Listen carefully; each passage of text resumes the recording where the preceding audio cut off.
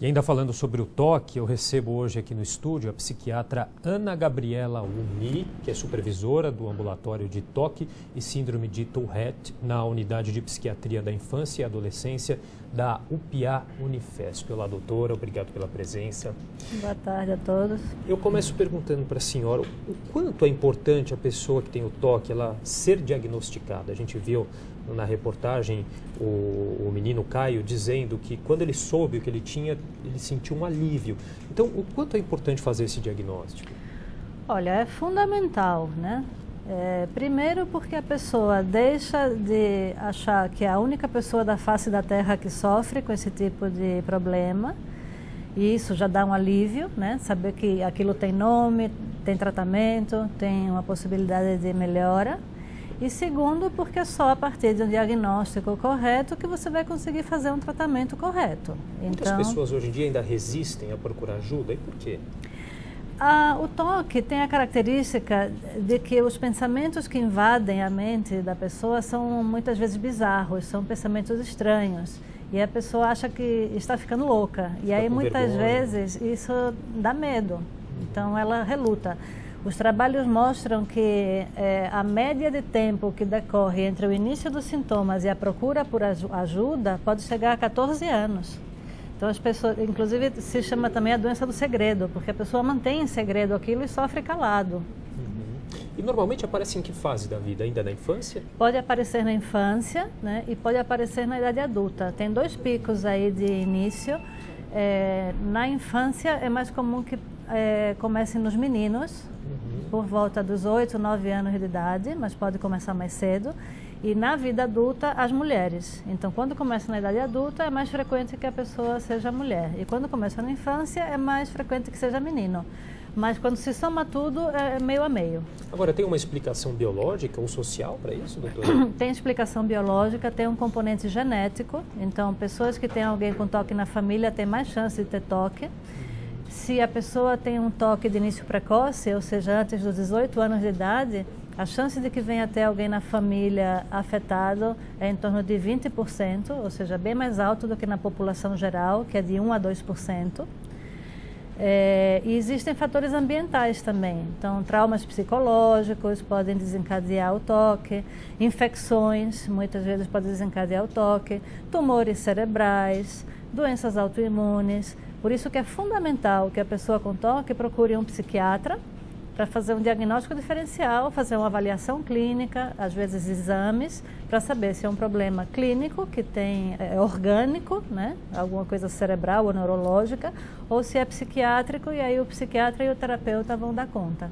Mas o diagnóstico ele só pode ser feito através dos sintomas que aparecem, né? Sim. É por aí que a doença se torna perceptível. Isso, o diagnóstico é clínico, ou seja, só com uma entrevista a gente dá o diagnóstico. Mas como existem causas orgânicas, a gente precisa fazer uma série de avaliações, de exames, para ter certeza de que não é, por exemplo, um tumor cerebral ou alguma outra coisa que vai ser outro tipo de tratamento, né? Agora, o que diferencia o toque de apenas pensamentos que não fazem sentido ou até mesmo a simples mania do toque? A diferença é que é o tempo em que isso dura e a intensidade do sofrimento que causa. Então a gente tem algumas manias, por exemplo, eu não tenho toque, mas se eu ando de ônibus, que eu sei que aquela barra de segurar é um dos lugares mais contaminados que a gente pode encontrar, ou se eu vou num banheiro público, né? Depois que eu toco na torneira ou na maçaneta do banheiro, eu vou limpar minha mão com álcool gel, eu ando com álcool gel na minha bolsa. Por quê? Porque eu sei que isso é um risco real de pegar uma doença. A pessoa que tem toque leva isso a um extremo. Então ela vai começar a usar álcool gel de qualquer maneira, se pegar em qualquer coisa, até mesmo dentro da casa dela, onde seria um lugar onde não haveria risco de contaminação. Ou seja, o sofrimento é tão grande que leva a rituais, né, rituais de limpeza, se a ideia é contaminação, pegar doença, ou outros tipos de rituais, dependendo do sintoma. E isso acaba ocupando muito tempo da vida da pessoa. A pessoa passa horas, né, naqueles rituais.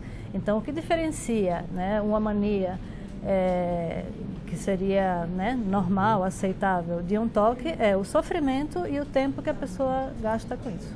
A gente viu também na reportagem o menino Caio dizendo que ali na Marginal vinha um pensamento de poderia ter atropelado uma pessoa, ou seja, aquele pensamento é mais forte do que a imagem que está ali na frente dos olhos da pessoa, né? Ela não acredita na realidade, sim no pensamento. Por que isso acontece? Por que é tão forte esse impulso, né?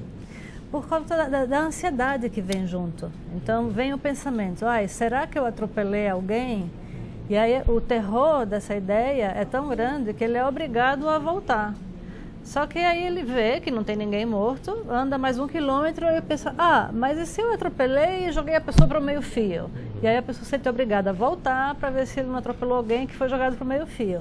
Entendeu? Assim, a ideia é absurda, ele sabe que é absurdo, mas a ansiedade, a angústia que ele começa a sentir é tão grande que ele não consegue evitar. Agora, o toque, por que ele é associado à síndrome de Tourette? Queria saber um pouquinho o que é essa síndrome também e se o toque está associado também a outras síndromes, outros transtornos. Sim. A síndrome de Tourette, ela é caracterizada por tiques motores e vocais. E existe uma genética em comum entre o toque e o Tourette. Então, quando a pessoa tem toque, vai ter 10% de chance dela ter Tourette também. E se a pessoa tem Tourette, vai ter 30% de chance de ter toque também. Por quê? Provavelmente é porque tem genes em comum, né, que aumentam a chance de dar o mesmo problema, e também pelas vias cerebrais que são envolvidas, que têm passos semelhantes. Então, em geral, a pessoa que tem toque tem maior chance de ter Tourette e vice-versa. Nossa repórter, a Mariane Mansuido, ela também verificou durante a reportagem, uma das meninas, a Daniela, ela tinha a síndrome do pânico associada também. Sim. É comum? Sim, o pânico é uma expressão de ansiedade. Então, o toque, pela ansiedade que causa, pode levar a uma síndrome do pânico. Né? Não necessariamente é uma doença associada, uma comorbidade, né? Pode fazer parte do quadro porque a ansiedade é muito grande. Agora, o toque envolve diferentes temas, né? Sim. A questão da limpeza, muitos envolvem religião, e ele é um pouco estereotipado ainda, né, doutora? Isso acaba prejudicando para que se conheça melhor a doença? Por exemplo, teve aquele filme do Jack Nicholson, né, que é O Melhor Impossível. Então, os sintomas de lavar muito as mãos, o sintoma de não pisar nas riscas, isso caiu na mídia e as pessoas têm a ideia de que toque é só isso. Mas a possibilidade de sintomas no toque é infinita, né? O nosso mundo é vasto e a possibilidade de sintomas é enorme. E não necessariamente ele precisa ser externalizado. Pode ser só mental, pode ser só mental. Então, por exemplo, existem obsessões religiosas, pessoas que quando vão na igreja olham a imagem de Cristo ou a imagem de Nossa Senhora e imaginam que estão fazendo sexo com aquelas imagens. Isso gera uma culpa muito grande, né, um horror muito grande, uma vergonha absurda de dizer que pensa isso, e isso faz com que a pessoa mantenha em segredo.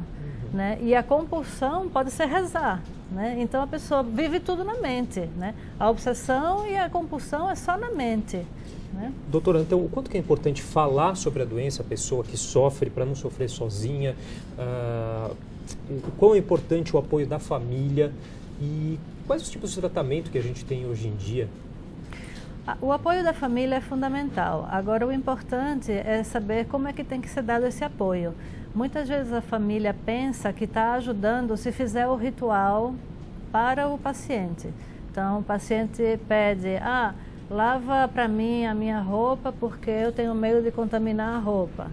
Né? E aí a família vai. Ou, não quero que ninguém entre na casa de sapato, tem que deixar o sapato no corredor.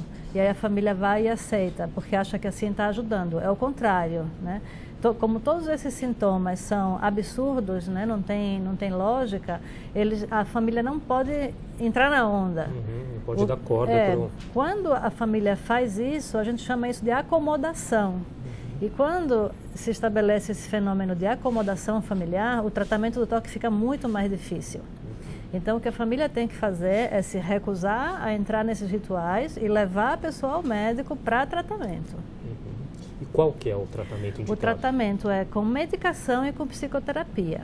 A gente usa antidepressivos, antipsicóticos, às vezes ansiolíticos, e a psicoterapia, de preferência, a terapia comportamental, que vai ensinar a pessoa a combater esses pensamentos, afastar eles quando vierem. A chance de melhora é muito grande e quando se associam as duas abordagens, a medicamentosa e a comportamental, a taxa de sucesso vai para 80% a 90%. Ok, doutora, queria agradecer muito pela entrevista e os esclarecimentos. Eu que agradeço a oportunidade.